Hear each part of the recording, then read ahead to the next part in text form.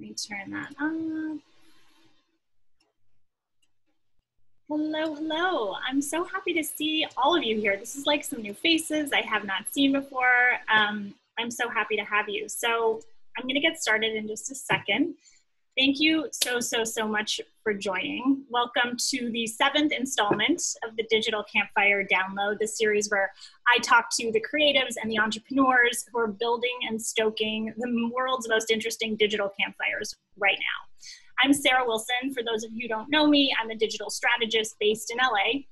And my digital campfire is my term for a type of online destination that's more intimate, more private, and more interactive than public-facing social platforms.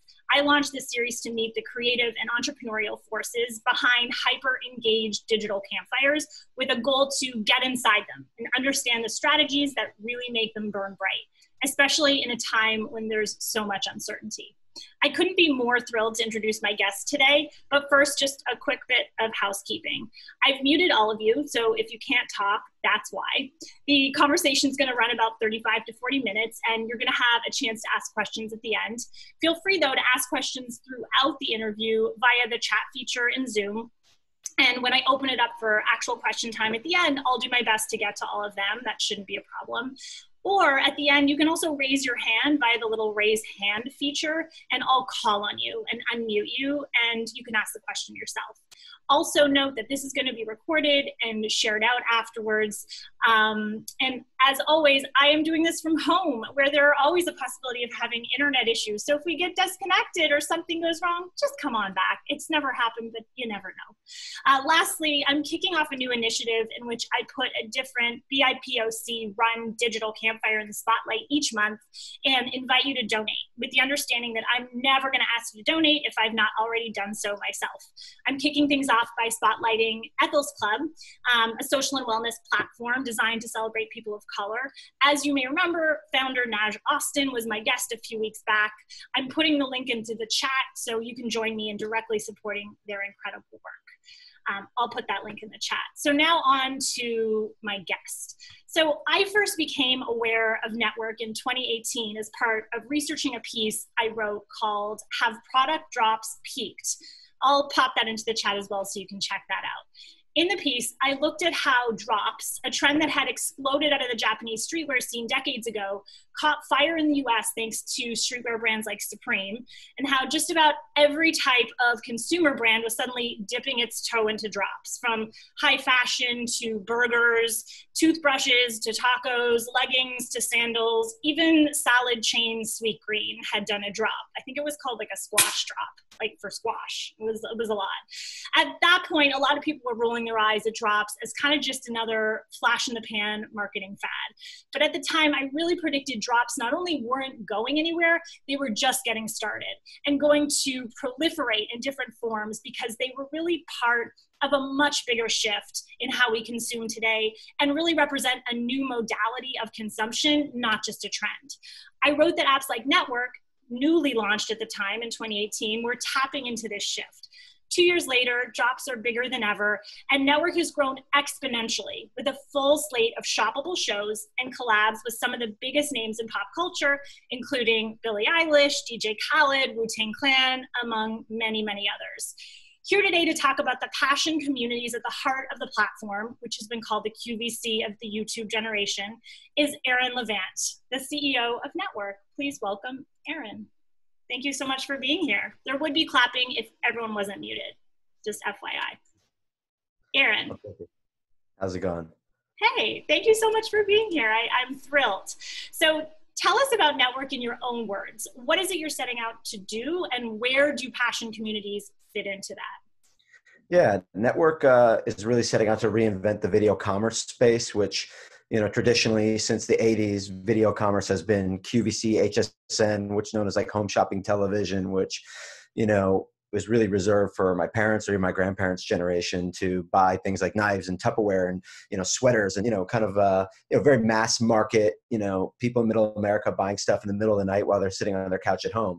I've been intrigued with that genre of shopping and how do you take that into this new pop culture led millennial Gen Z audience who's constantly attached to their phones and they're very influenced by their favorite personalities and they buy products from them. How do you really bring that together in a new seamless marketplace that resembles the business model of QVC or HSN, but brings it into, this culture relevant, drop culture model, if you will. So that's ultimately what we're doing, and been, building that slowly but surely over the last little less than 2 years now. Yeah, so I'm going to get into that, all the nuts and bolts of that. But I want to ask about community specifically off the top. So of the 3 types of campfires that I talk about, I would describe yours as like a micro community campfire, which is like a primarily interactive, private or semi-private forum where people gather around interests or beliefs or passions. Was community part of the vision for Network from the start, or did that just evolve as like an outgrowth of what you were doing? No, I'm a big believer that everything that that I can do, at least, because I'm not trying to be the next Facebook or, be the next mass market platform. And even most of the marketplaces I created in my career previous to Network were all around taking small passion communities and building marketplaces around them. So my first business was Agenda, which is around independent streetwear. And then that evolved into skateboarding and sneakers, which are still fairly niche communities. And even in Complex Con, it was about, building around these people who are obsessed with, street culture and fashion and sneaker drops. So, and then I spent some time working at a company called Repop, which was all about these passionate fan communities, whether that's gaming, Comic-Con, right? These people who literally will show up somewhere dressed as Incredible Hulk, right? They define themselves by their passive interest or their pastime, right? They may work at a bank, but if you ask them what they're really about, the thing they're wearing on their sleeve as a badge of honor is their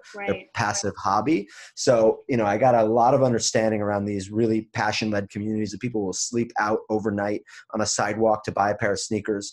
And how do you start to build platforms for them? Whether first it was physical in my career and now it's digital. So I think that's the way you have to start, because, there's other things that people may like, but they're not so passionate about it where they're, almost insanely, obsessed with it, right? So you have to go after obsessive audiences and whatever I think I want to build around, and Network, we're starting with a few of them, but definitely these people who are buying sneakers or bear bricks or, all these collectible items that they define themselves by. Right. Well, we're definitely going to get into that, because I love the idea of sort of identify those obsessive communities and then build for them as your sort of North Star. But I actually first want to just get you to walk us through the actual experience of being a Network consumer, someone who actually encounters the app or your product maybe on another platform, goes in. Walk me through that, because I don't know that everyone here has experienced it. It's super interesting. Yeah, how a drop works. How do I typically find out about Network? Is it through... So it's a little different than you think about QVC, even though I use that analogy a lot for the video side. They're publishing 24 hours a day, 7 days a week. It never stops. There's always something there. We're going the other direction. We're publishing right now only once or twice a day. So there's a very finite amount of content. You find out about it through one of your favorite brands or personalities, or through an ad on social. It leads you to our native iOS or Android app, and that's the only place you can transact and watch the content. And then we have what's called appointment-based viewing. So much like if you remember HQ Trivia, the game show app, you get a push notification, you tune in at a very specific time, you take part in a live moment, and either you have a chance to buy that product and watch that content at that exact, let's say 6 p.m. PST. And then if you don't tune in, then it's gone forever. So it creates urgency. And in a world of, kind of unlimited options, Amazon is over here with 36 million SKUs, buy from any device, 24 hours a day, delivered to your door in moments. Network is the opposite. We're selling you one really premium opportunity per day at one specific moment, and you have to get there or it's going to be gone. So, the rest of the retail and content world is giving you on-demand and a shotgun approach to merchandising, millions of SKUs and options and omni-channel approach. We're really narrowing down the whole internet and editorializing it into these few moments that we think are meaningful. It's so interesting, because it really is about curation, which is at the heart of it. Curation of product, curation of, we're not giving you everything, we're just giving you these few items, and giving you this experience that's totally curated. So I want to really get into that as well, because I think that's an underserved, it's not highlighted enough, I think, when it's actually what people are really looking for right now. But can I want to ask you about the specific products you drop, because when people think of drops, and we've talked about it, they think about streetwear. Your product mix goes beyond that. So can we talk a little bit about the categories that you play in? Yeah, our biggest category now is actually collectibles and toys, and that's pretty wide in the sense that we sell $2,000 Japanese Metacom bear brick toys that are highly collectible and highly resaleable, and we also sell $15 Funko toys. So our price point and our range of different styles of even within toys is pretty wide, and even within the other communities that we serve, sneakers, streetwear, even food, there's a pretty wide range of tastes and products. But it's all around kind of what you said, like finding these different passion points and giving them, something that's really meaningful, usually something exclusive, or this is the first time you can buy something on network before you can see it at any other retail or even the brand or the talent's own retail channel. Okay, got it. And so how many people join for an average drop, or is there an average? Does it just totally depend on It depends on what it is. I would say on the low end, 3,000 to 5,000. On the high end, 90,000 people concurrently are interested in watching and buying something from one particular moment on any daily day. Wow. And sometimes we're doing 2 drops a day, but certainly some of the sneakers that are like resaleable will get a lot of fanfare. And there's certain things that can have a lower tune in, but every single person who's there is there to purchase, not just watch. So it depends on what the product is and when we're dropping it, the time of day, and the category.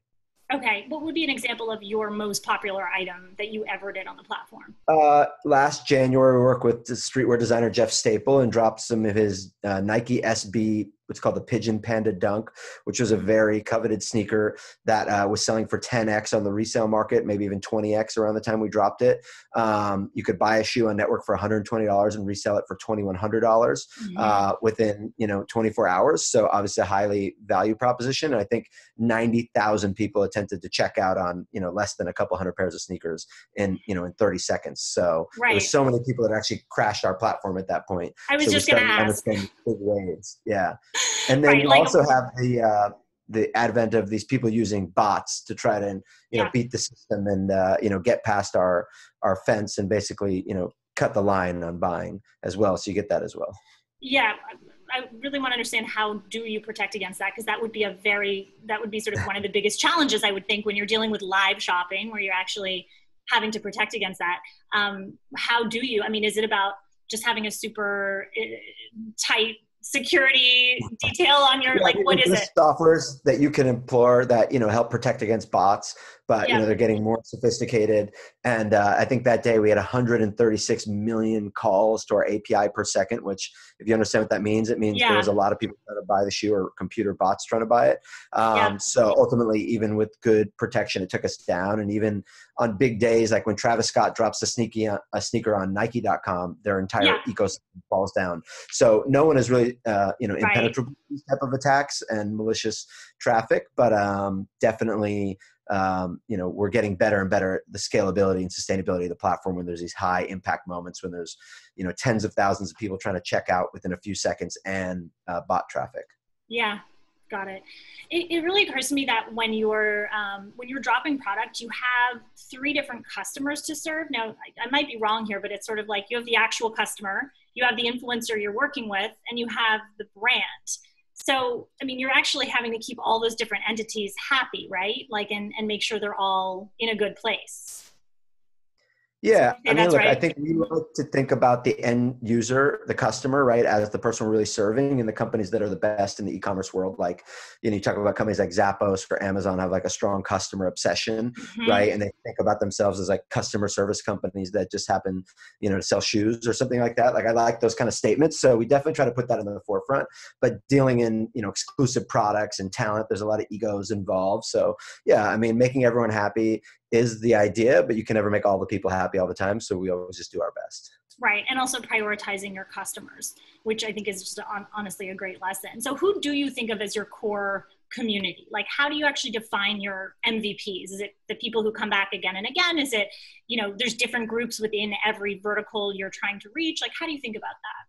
Yeah. Our power users really could be within some, a toy vertical, a sneaker vertical, other vertical, right? There's just some other people just Yeah. purchasing across everything. They just love all the stuff we're doing, and they see us as discovery platform. So I think we're still so young that we don't have, a total definition of what it is, but definitely those people have the passion for it. They're collectors. These are these people, you go in their house and they have a wall of, things on their shelf, the toys or the sneakers they collect, and they probably spend all of their excess income on this stuff instead of going on vacation, right? They're literally using every dollar they have to buy these things. And some of them make a side business off of it through buying, selling, and trading this stuff on the secondary market. Those are definitely our core users. But I think in the future, as we add more verticals, let's say a year from now, we could add beauty, right? We'll get a whole new type of customer. We want to do more stuff in food, which we think appeals to every base within the audience. So as we add more verticals, I think the audience gets more diverse, looks more interesting, and the behavior looks totally unpredictable to what we see now. Yeah. So are there any ways you're thinking about actually valuing those MVPs? So for example, reaching out to them with special opportunities, offers? Is it just about knowing who they are? Are you cultivating relationships with them? I'm trying to understand sort of from a tactical point of view. Definitely at this stage have we have some offline direct communication with some of our top members, even just learnings. I think I wrote personal notes to the top 100 customers, doing things like that. In the future, we're really looking to build some type of status system, almost like if you play video games like Call of Duty or Fortnite, you get badges or skins, and even on Instagram you have that the check mark if you're verified, right? So how do we start to give gratification for people who are highly engaged and spend a lot of time on the platform, and they buy a lot of stuff through digital rewards, if you will? And there may be some actual rewards in the sense of credits or cash or things of that nature, or access to certain things, but I think in the beginning it's going to be things like early access and other kind of digital badges and things that people will value. And even something as simple as we do these kind of raffles and contests every few months. And if you win one of those, your username in the chat changes to a color where everyone else has no color. And it shows that you're a winner for that month, right? So little things that may seem subtle are actually really important to the people in these communities. So true. So when you think about kind of what is next in terms of shaping, all right, we're going to go into beauty and food. Are there specific categories, passion communities that you're excited about, and why? Yeah, I mean, look, I think we still have a lot of room to grow in the categories we have. Sneakers is obviously an obsessed, massive, tens and tens of millions of people who are obsessed with just high-end and collectible sneakers. We haven't even scratched the surface there. Toys is the same thing. Even within toys, you've got so many nuances just within that category, in the sense of, a Funko toy at $15 and a Medicom toy at $2,100 are very different customers, but both of those are passionate communities. I think really the gaming and the kind of entertainment Comic-Con audience are the next two ones we're really going to double down on. But esports and gaming is a vertical we've recently made some big investments in. And we're really excited about, the growth of that industry and how we can play a part in aggregating the best products from that world.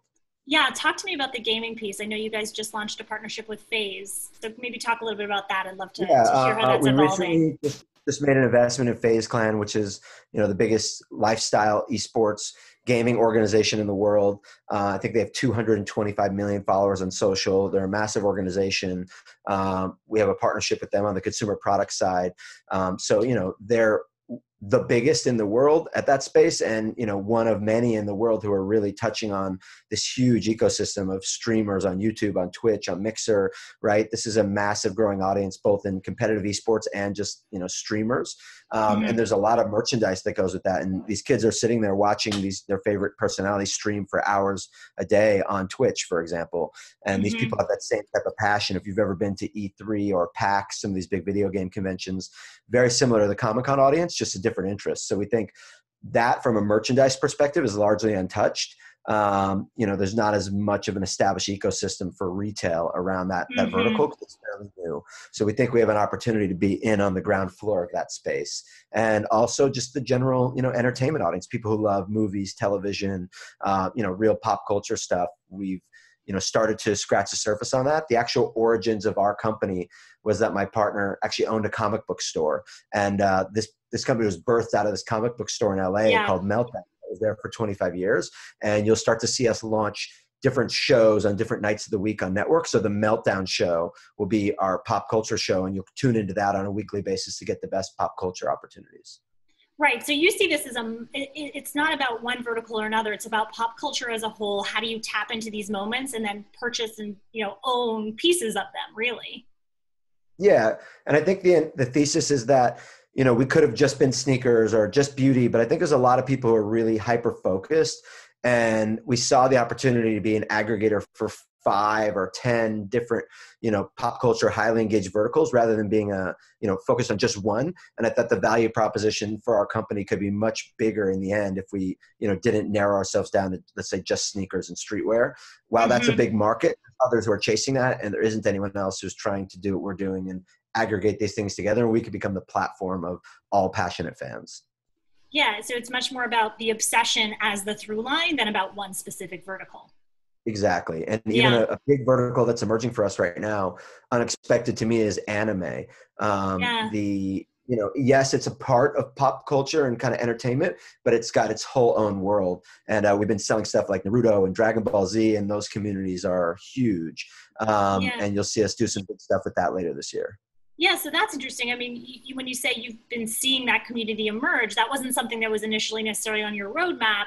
What was it that started tipping you off? Was it you tested the waters with a small product, it blew up, or was it that your community was telling you? Like, what was it that made you realize this? There's a couple brands that kind of fit within our streetwear vertical who brought us projects that were their collaborations with different Okay. anime entertainment brands. And then just by way of osmosis, those communities gravitated to these products and came in, and they sold out within seconds. And we saw how big that world was, just those few data points. And now we're like, okay, we see something here. Let's go double down on that and bring in Yeah. more projects to build out that community. So that one almost came to us by accident, opposed to us seeking it out. Got it. What are the built-in listening mechanisms that you have? A lot of people who join these calls are really, building their own communities themselves, and they want to understand how sort of tactically you actually build in channels to listen to your audience. Since it's not a social platform, how do you actually hear what they're telling you and Yeah. incorporate that feedback? So we have a couple of different mechanisms. So even though we're not a social platform, we use other kind of Yeah. commoditized social platforms like Instagram and Facebook and Snap and TikTok to speak to our community pre-show, post-show, share information on a wider platform so we can see the engagement on those platforms around things we're posting. And then we Yeah. can also track the links from which posts and which platforms are driving traffic. So if someone's posting about a anime product and that drives X amount of downloads Right. and X amount of user setup, we can see in real time like what's actually driving conversion. And even Yeah. obviously from ad campaigns, we can see which creative is yielding a better result, Mhm. what is coming in at a cheaper cost per install. So we can see in real time, strictly from data, what's driving traffic and what's converting. And then even within the app, we can see the tune-in numbers, we can see the notify me counts, we can see the number of chats in a show, we can obviously see the number of purchases. So we can really see in a pure data level, like what is meaningful and what is not, pretty Mhm. easily. Got it.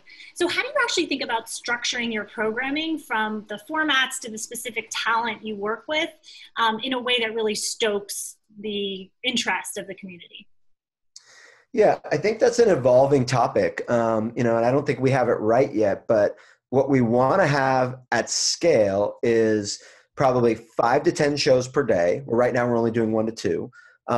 Probably most of those shows will be short shows that are created by our community of creators and Hmm. brands that they submit to us. So it's like a business to consumer invite only marketplace, not only just for commerce, but Cool. for video as well. And we'll act as the content moderator and the curator of those things. So we'll invite the brands, we'll approve the product from those brands, and then we will, moderate that content, make sure it hits our community guidelines, and then they can publish. And then once a day, maybe we'll publish a 30-minute to hour-long live stream 1 day a Mm. week that is produced in-house by Network. That is, each day of the week we'll have a certain culture vertical, and to come back the same way that I watch certain shows on HBO on certain days of the week and not Got others. So if you're into sneakers, Mondays is your day at Network, or it. gaming is Tuesday and beauty is Wednesday, or something like that. And we'll start to have a really meaningful show every night at 6 p.m. for a half hour. And you get celebrities stopping by and special opportunities. So there's stuff happening all the time, but there's one really big marquee moment per day that you want to tune in Hmm. for. That's super cool. So that's the vision. That's sort of That's the where we bigger like to play. get to. We've Yeah. done stuff like that, but it's like really having that repetitive nature at scale. Yeah, for sure. So how has your strategy shifted, like if at all, since the onset of the pandemic and the Black Lives Matter protests? Have you seen your community respond to this moment? And what have you done to really support them? Yeah, we're doing a bunch of stuff, but yeah, I think in general, we saw brands for good reason take pause and say, hey, like, we don't want to sell anything right now, or we don't want to be overly consumeristic, right? We want to be sensitive of what's going on. We don't want to be a distraction from those conversations. We want to be cautious. We want to push back or postpone products a few months. So we're seeing that Yeah. as one commercial aspect, which is obviously justified. Hmm. And then we're seeing other brands come forward and say, hey, we want to create products. We want to do things to raise money. And we've been embracing those as well. And I think our platform is uniquely positioned to help brands sell products to raise money. Hmm. One marquee project that we're doing is working with Japanese artist Takashi Murakami, and he's going to sell some limited edition art prints. And if our estimations are correct, we'll raise over $1 million for charity in the month of July at the very beginning. So that's our kind of like big fundraising project that Hmm. we'll be doing on the platform, which we think is pretty substantial, and we're excited to Wow. support that. And then even through our new digital festival of transfer, Yes, we're talk about that. That's super interesting because I think a lot of yeah, people are trying to reinvent festivals and you guys are actually doing it. yeah, we're launching a digital festival in a couple months that is essentially, you know, instead of us doing one drop a day, we're going to do 15 or 30 drops a day for 2 days in a row. So it's a very tight aggregation of content, products, conversations, music, all the things you'd come to find at some of your favorite conventions and festivals, but Hmm. all in a digital format, but everything's shoppable. And it's a very differentiator from like, hey, watching something on, YouTube Live, or you're watching for pure content. The streams are really long. This is very like appointment based, like network is. You'll be able to see a schedule or the stages, and you'll be able to buy something from each one. Hmm. And then we're shifting a lot of the panels and the discussions around the panels to be focused on social justice, racial inequality issues. And, we're going to use that platform, which will be our biggest viewership moment of the year, to push some of these important topics of the day to the forefront. And we would use that platform for good, as well as probably take a percentage of the profits for the whole event. And again, put those back into some of the nonprofit organizations we'll be supporting. That's phenomenal. And you've secured some really, really great talent for that festival as well. Yeah, Is that right? we Yeah. have Edison Chen, who's a well-known Chinese influencer. He's one of the faces of Nike in China. He is our co-creator or co-curator of the event. We have Futura 2000, who is one of the most well-known, iconic heritage graffiti writers and street artists in the world, who done everything with. Designed the album cover for The Clash back in the day, to design recently Virgil Abloh's runway show and collection with him for Off-White last September. And then we have some great music talent attached. People like Zach Biaz, our musical director, who's an up-and-coming creator in LA, both on the music and fashion front. And we're gonna have a whole rollout of 30 plus brands, 4 or 5 different panels. So we're excited about that. And Yeah. creating events is really my background pre-network. So I'm excited to kind of reformat the things I was doing in the past into this new digital realm.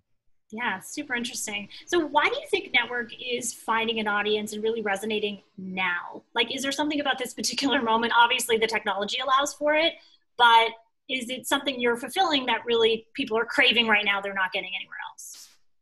Yeah, I don't want to say they're not getting anywhere else, but I would say, it's about the way we assemble the pieces. The world is as big as the internet, and people need you to editorialize or pare that down for them. Because, a great example is like the other day we sold this amazing Toshin books with Hmm. this sneaker collective out of Australia called Sneaker Freaker, published an amazing coffee table book on sneakers. It had been out for a year, and it was selling on Amazon. It had free shipping if you had Prime and all this stuff. I saw this book. I said, "It's so amazing. I've never seen it before." And I said, even though it doesn't fit our kind of construct of exclusive or first to market, I go, I don't think our audience has seen this. And we bought a Yeah. couple hundred of the book. We put it on a network, and it sold out in 2 seconds. And that's because our audience isn't going to Amazon to find cool shit. And Right. I think that's a good analogy. It's like, people need you to scour the world and bring them this curated collection of goods and ideas, much like, GQ magazine or Hypebeast edits down the internet for you to what they think Hmm. their editorial perspective is. There's a real power in curation editorial perspective. So I think that's one of the reasons we're building these communities, because they appreciate what we're bringing them and the way we're aggregating and putting the pieces together. And they know, that we kind of understand what they like and what they're interested in. And we're bringing them things they either haven't seen or things they have a hard time accessing elsewhere. And I think if we can continue to do that at scale, we can continue to get bigger and bigger. I don't think anyone has a platform just like Network. I think there's, you could buy sneakers on StockX, or you could watch video on YouTube, or you could watch gaming on Twitch, or you could buy stuff on direct-to-consumer e-commerce. But it's like the way we're assembling the pieces, like Voltron, is our unique value proposition.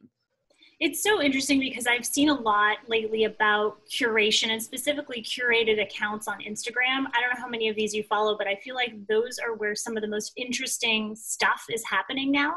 Actually, there's a VC out of Detroit, I believe his name is Aaron McClendon, who wrote about this. I'll pop that link into the chat because he references a bunch of really cool Instagram accounts that specifically focus on just curation, and they don't even have a person, like it's not clear who's even doing the curating. It's just like the taste and the curation itself is the star. And I just find that so interesting because I think that's that's exactly what people are craving, and that's what you guys are delivering. I want to talk about like the nuts and bolts of this because a lot of companies have tried to crack live shopping for Gen Z, right? Everyone's doing drops now too, whether it's, GOAT or StockX or even Instagram's new drops tool. I've seen brands like Fear of God using a lot. So do you see those as competition? And why do you think that you guys have a competitive advantage? What is it that makes you work? I don't really see anyone as one-to-one competition in this very small microcosm of VC-backed startups who are trying to do live streaming video commerce. There's some real scalable players out of Asia, as big as Alibaba, Taobao, Tmall, JD, things like that. But those are very mass, and it has mass adoption in Asia around live streaming shopping. The US does not have mass adoption over live streaming shopping yet. Most companies don't even have the functionality. I think Instagram's probably announced they're rolling it out, but it's not live, the functionality. It's not live, yeah. Yeah, it's still I don't know in if that they're 3 months or 6 months, but it's not here yet. But even once they have it, for example, Amazon already has it. They have something called Amazon Live. It's been there for over a year, but it's every single brand on the fulfilled by Amazon marketplace can go and do a live stream, which means some guy could be selling nuts and bolts or a wrench out of his garage on live stream. Right. That doesn't mean meaningful or entertaining or anyone's going to go there. So when you talk about, why we're successful is because there's multiple, I think there's 5 or 6 touch points. It's like having a great technology, intuitive experience is number one. Maybe other people have that, maybe they don't. Putting meaningful brands on that platform, then putting meaningful product from those brands, then putting meaningful content, entertaining content, then putting meaningful celebrities and talent. And then number 6 is like creating an end-to-end user experience, everything around the returns, exchanges, customer service, the whole logistics side, and tying all of those elements together. So let's say if there's 6 key elements I can identify as like the secret sauce of Network. I've seen companies who have, 2 or 3 of them, but they don't try to do all 6, or they've done something that is, they've got the technology and they've got good content, but they have like a UGC platform that's more like Etsy meets Network, where it's like a bunch of beauty brands who, run a garage run company, right? But they don't have big brands and big talent. So it's like people have had bits and pieces, but never the full 360 model that I think we're really going after, which is a much harder lift, but that's our, unique value proposition again, against the perceived competition. That's 6 very tough things to do, but you just spelled out the ingredients that if you can nail them, you're on. So you've talked about the analogy, you've talked about, is it HBO or Netflix that you see as kind of analogous to what you're doing? Cool. I use HBO for the analogy of like people like, how can you, say you're going to sell beauty on a men's sneaker and streetwear platform, right? And like, I look at HBO as an amazing brand that's known for quality that I've been engaging with for 30 plus years. And when you think about what their brand's about, it's about quality, because I've never seen Girls, I've never seen Game of Thrones, but I still love HBO. And I still go there 2 or 3 times a week to watch.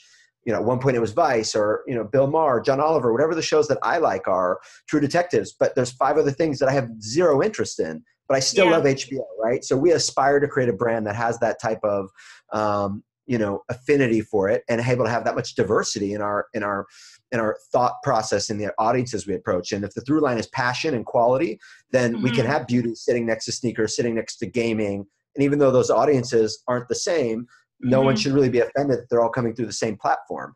And then when I think about Netflix, the way they've used data and algorithms to suggest to me that I like comedy specials and documentaries, and maybe to you, horror movies and rom-coms or whatever, and it puts at the top of your feed. Yes, you nailed it.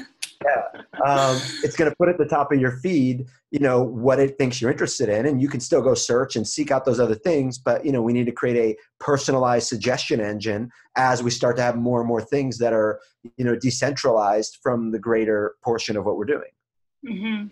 So it's the brand of HBO plus the data center, the heartbeat of Netflix. I see that. Exactly. Yeah.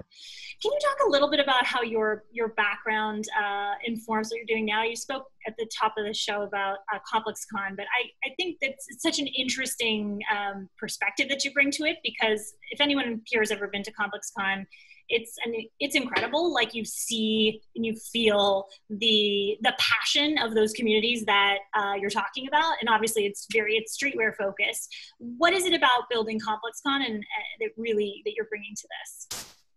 Yeah, I mean, look, ComplexCon was really, it's the same idea. It's an invite-only business to consumer marketplace where we convince the most meaningful brands in the world to, create the most coveted and exclusive products and put them in an entertainment-led environment and bring out their most front-facing personalities, whether those be athletes, musicians, influencers, and put that in a beautiful package. And ComplexCon was a booth at NTWRK. It's a piece of content, right? But that same idea of the way we approach organizations, convince them which products to sell, package it, the talent, the ideas are very similar from a structural level, except now we've expanded our horizons, where ComplexCon was all about hip hop and sneakers and street culture. NTWRK is about fandom, and there's many different fandoms. So let's take that same structure and again, apply it to gaming, apply it to beauty, apply it to food, and let's put all those things together.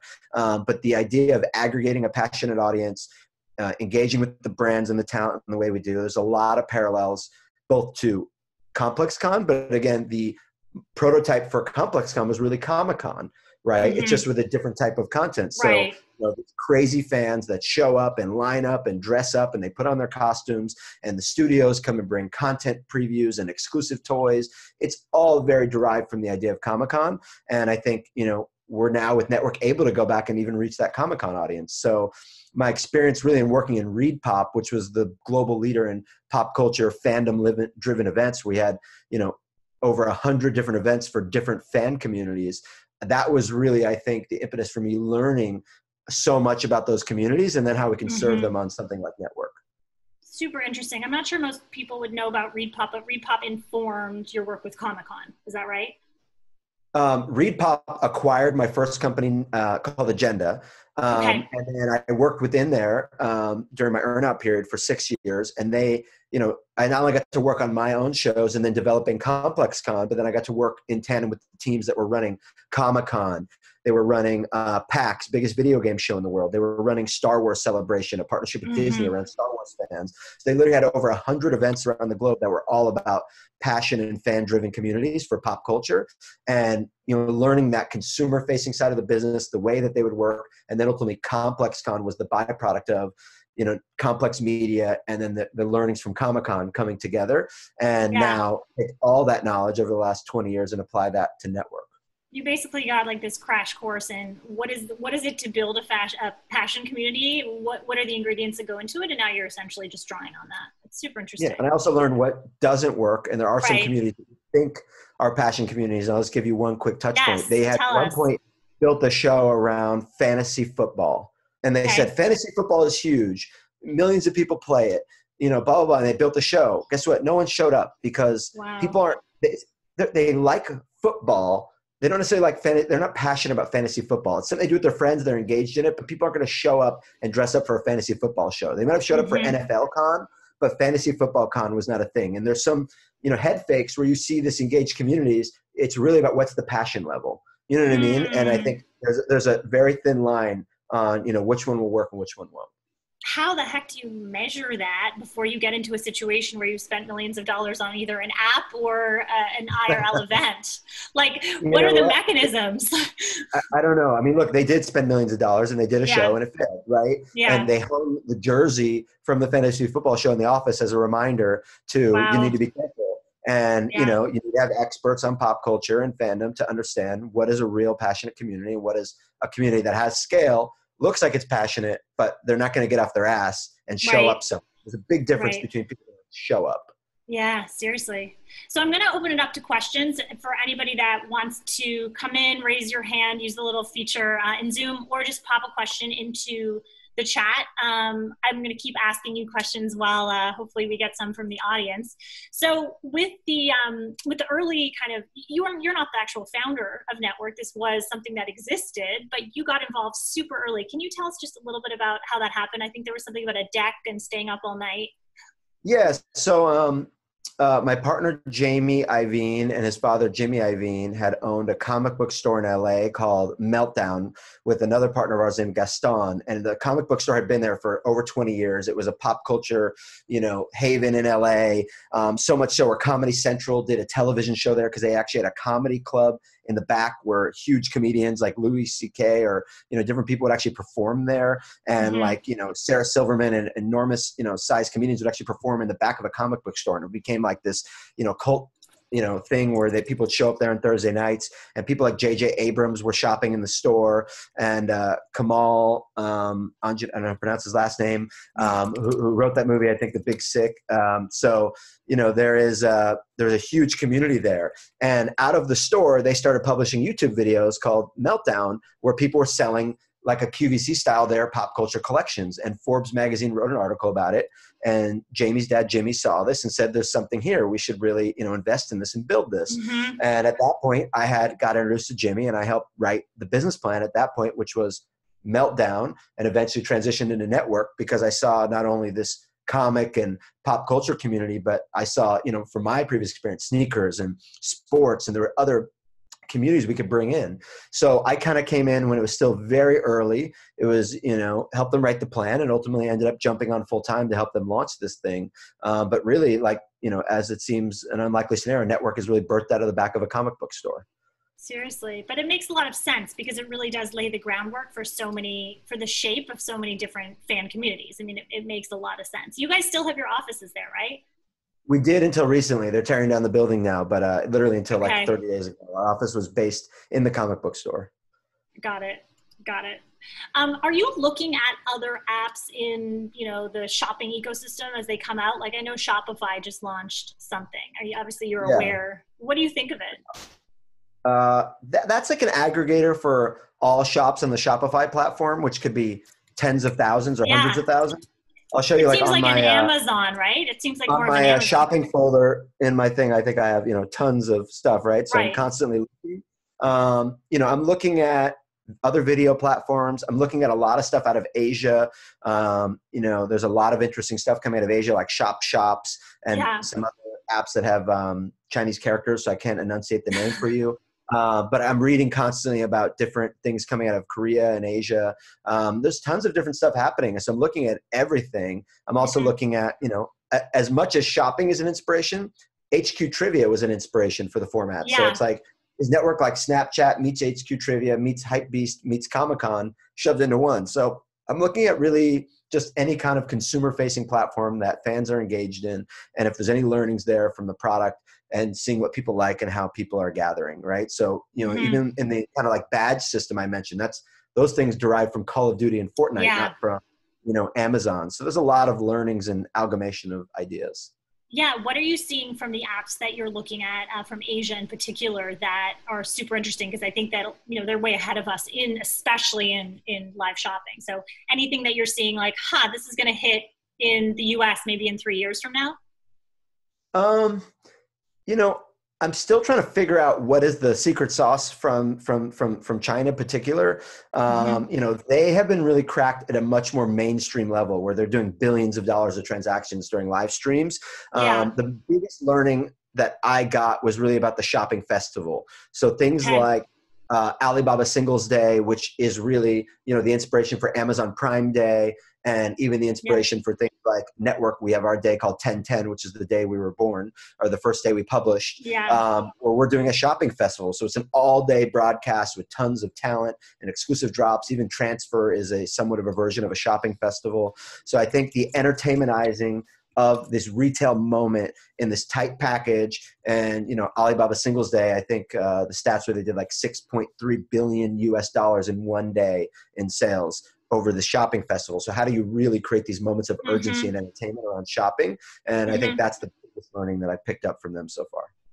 Could it be, could part of the sort of success of shopping apps in China be just the fact that the payment information is tied in, like in WeChat? Like it's just, culturally, it's just part of the mechanism of being on these platforms that your payment information is there and shopping is a big part of it. Whereas here, it's always been secondary and it's now only now coming into, oh, okay, you know, this is what we do on social, for example, now. The US is drastically behind not only in digital payment, but even adoption of general e-commerce and even things pre-COVID, things like adoption of, you know, mobile grocery delivery. You know, we are just drastically, you know, 10 to 7 points behind the rest of the world, right? Places like Korea have a much higher adoption of mobile payments, right? Like, you know, even Apple Pay and Samsung Pay have a very small market penetration compared to in other countries where, you know, WeChat Pay is natively ingrained. They're used to using QR codes and going to restaurants and checking out on mobile payments, right? We're just, it's not ingrained in our culture in the same way. Now, COVID has drastically sped up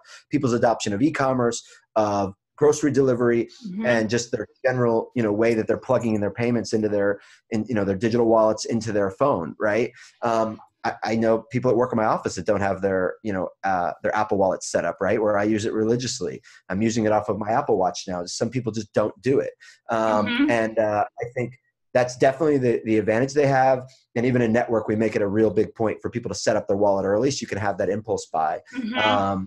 And trying to expand the amount of payment options that we take so you can start to increase that conversion. Yeah, I mean, it's just the fact that it's not second nature. So it's like an extra step, you know, that people aren't just as comfortable with. Yeah. And once you have that relationship with them, like Apple, where they have your credit card, or Amazon, you know, you're so much less clicks away and so much more likely to transition them into other offers and services, or even convert more in your core business. And I think, you know, who has the most credit cards on file, or who even becomes the payment provider, a la Apple and Amazon Pay, will be the winner in the end, you know, for the services ecosystem, or even in the shopping and content ecosystem. Yeah, very much so. So I'm going to put the links I referenced just in the chat right there. We haven't gotten any questions yet, which is actually the first time this has ever happened. So please ask questions, you guys. Aaron has a lot to say, and I'm certainly not the arbiter of all questions. So I'll ask you a couple more because I do have more questions. We really didn't talk about the biggest challenges in building network. What are you encountering? I mean, are you hitting walls on anything? Are you finding, you know, something that you chased didn't work? All the time. I'll say that one of the biggest swings we took early on in the company is, I don't want to get into anyone's name because I don't want to offend them, but like there was a particular internet star who was probably like so famous. They were like on the Ellen show at that time. You know, they were catching that type of like mainstream, you know, kind of notoriety. And we had this person come onto the platform, and, you know, they were on every show. It was so big. And this guy's going to come on and drop an exclusive thing for Christmas. And it came on and literally no one cared. Right. And, you know, shows you that also sometimes some things are so big that they don't convert, that people are interested in like watching them, but they're interested in watching them more like a car crash than they are interested in buying something from them. Right. You know, so I think understanding that someone with a small engaged community could actually make way more commerce than someone with a large community of followers, but do those followers want to buy something from them, right? And you know, not everyone is the Kardashians who can convert clearly into products. There's certain people who have a big following, and people want to watch purely for entertainment, or even just to talk trash on it, or for whatever reason. So having an understanding of that is, I think, a real nuance that we've learned along the way. And I think we've gravitated towards smaller creators with a core, you know, cult audience than some of the biggest celebrities in the world. Some of them can convert, but I think we almost shied away from some of that. Yeah, it's so interesting because you see that happening a lot on Instagram too, where big celebrities will want to develop brands, and it's sort of like, wait. Well, are you actually, what are they actually here for? And are they actually excited about what it is that you would have to sell, or are they just following you to kind of see what happens? It's a really interesting Yeah. distinction. Yeah. And I think not everyone can sell product. You know, Yeah. some people can sell music, but they can't sell sneakers. Some people can sell, you know, basketball sneakers, but there's a better basketball player than them, right? Like, you know, who can convert and who the Hmm. audience thinks actually has credibility in a certain category Yeah. is interesting. You know, maybe George Foreman can sell grills, but he can't sell Right. clothes, right? You know, it's all subjective to the person's Yeah. audience, the personality, and you know, what product do I want to buy from Shaquille O'Neal versus LeBron James, right? And it's very Hmm. different. Yeah, it's funny when you said George Foreman. It's like he did sell grills really well. Everybody had that grill. Yeah, Why is it? Who could have predicted that? But like, yeah, what kind of testing could have been done to determine that? You know, that he would have been such a driver. I mean, it's just like I think what I'm trying to get at is like, is there a special sauce? Is there a formula where you can look at a celebrity, let's say, or even a micro influencer, and go, yes, that person's audience is engaged enough to actually sell a product, versus it just looks that way. yeah. I don't think there's any secret sauce other than intuition. We have a guy on our platform called Ben Baller, who's a celebrity jeweler. He makes all the audacious, you know, diamond necklaces for all the Hmm. rappers, Drake, Yeah. Tyler the Creator, and all the guys. And he is extremely successful with us with like a crazy line of like consumer electronics. Where we're making like money counters and scales and vacuum sealers and all this kind of like, you know, I guess you could consider it like, you know, drug dealer paraphernalia. And, you know, Yeah. it's extremely successful. And you would never know this guy can sell literally millions of dollars worth of product. And he has a big Right. audience. But like, he's not, you know, he's an influencer. He has a huge podcast, but like, he's by no means like you know, a huge public figure. So he could probably sell more product than almost any rapper who's ever come on our platform, any athlete, any influencer. Like he's probably our number one converting salesperson. That's amazing. That is, I Yeah. want to have him on to sort of help us understand. That's fascinating. So Mitch actually has a question. I'll read it off. It seems that your ability to curate is a large part of the success of Network.